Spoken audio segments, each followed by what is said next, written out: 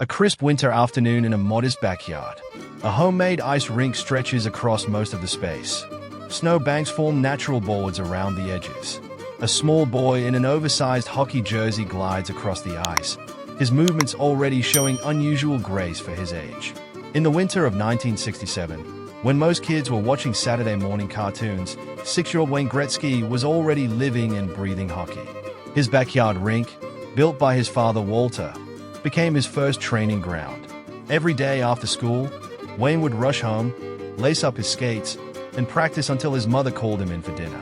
Walter Gretzky stands at the edge of the rink, watching his son with pride and attention to detail. He occasionally draws patterns in the snow with a hockey stick, showing Wayne where to skate. Walter wasn't just any hockey dad. He saw something special in Wayne and created unique drills to develop his son's skills. The most famous lesson came when he told young Wayne, "Don't skate to where the puck is, skate to where it's going to be."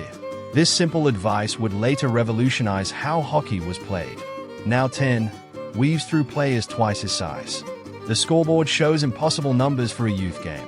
In minor hockey, Wayne turned heads and raised eyebrows.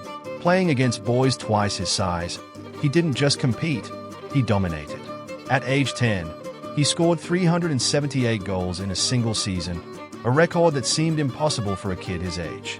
People started calling him the White Tornado because of how he moved on the ice. But not everyone believed in Wayne's future. Many coaches and scouts worried about his small size. "He's too skinny," they'd say. "He'll never survive in competitive hockey." Wayne heard these doubts but kept focusing on what he did best, understanding the game better than anyone else. A 14-year-old Wayne plays against 20-year-olds. The stands are unusually full for a junior game. By age 14, Wayne was playing against 20-year-olds. He wasn't the biggest, strongest, or fastest player, but his brain worked differently on the ice. He could see plays develop before anyone else, almost like he was watching the game from above. Parents started filling the stands just to watch this young prodigy play. Extension Gretzky Family Home, Brantford, 1977, morning. A morning in late summer. A 16-year-old Wayne stands next to a packed car, his famous number 99 jersey folded on top of his bags. In 1977, at just 16 years old, Wayne left home to play junior hockey. His mother cried, his father worried, but they knew their son was chasing something special. Wayne packed his bags with his now famous number 99 jersey, carrying with him the dreams of a kid from Brantford and the lessons learned on that backyard rink. A 17-year-old Wayne Gretzky sits alone, adjusting his blue and white Racers jersey, the WHA logo visible on the wall. The journey to greatness began in an unlikely place, Indianapolis. At just 17, Wayne signed his first professional contract with the World Hockey Association's Indianapolis Racers. But his time there would be brief. After just 8 games, Wayne found himself traded to the Edmonton Oilers. What seemed like a setback became the start of something extraordinary. The Oilers would soon join the NHL, and Wayne would transform from a promising rookie into the Great One. The arena is electric. Wayne, now wearing the iconic Oilers blue and orange, moves differently than everyone else on the ice. In Edmonton, Wayne didn't just play hockey, he reinvented it. He turned the space behind the net, now known as Gretzky's office, into his personal playground. Records didn't just break, they shattered.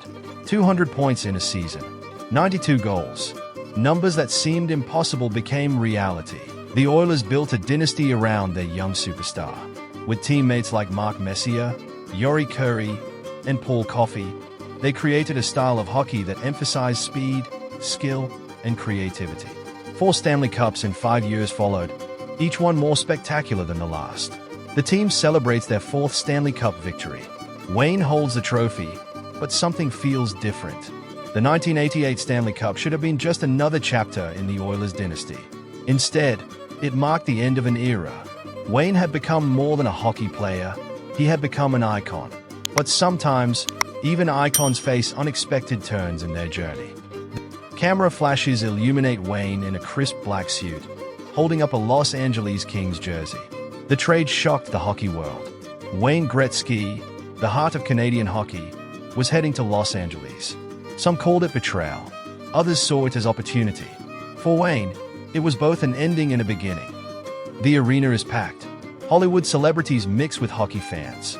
Wayne skates in the Kings' new black and silver. In Los Angeles, Wayne didn't just play hockey, he sold it. The Kings games became events. Movie stars sat ringside. Kids in California started playing hockey in the streets. The sport was changing, growing, reaching new audiences. The records continued. 2,000 career points, 800 goals, numbers that may never be touched. But more importantly, hockey was blooming in places where ice was once only found in drinks. The final game. Wayne skates in a New York Rangers jersey. After brief stops in St. Louis and New York, Wayne knew it was time. His final game, fittingly at Madison Square Garden, wasn't just the end of a career, it was the end of an era. 61 NHL records, 4 Stanley Cups. But Wayne Gretzky's real legacy isn't in the numbers. It's in the California kids who grew up playing hockey, in the way the game is played today, and in the dreams of every young player who believes skill and vision matter more than size and strength.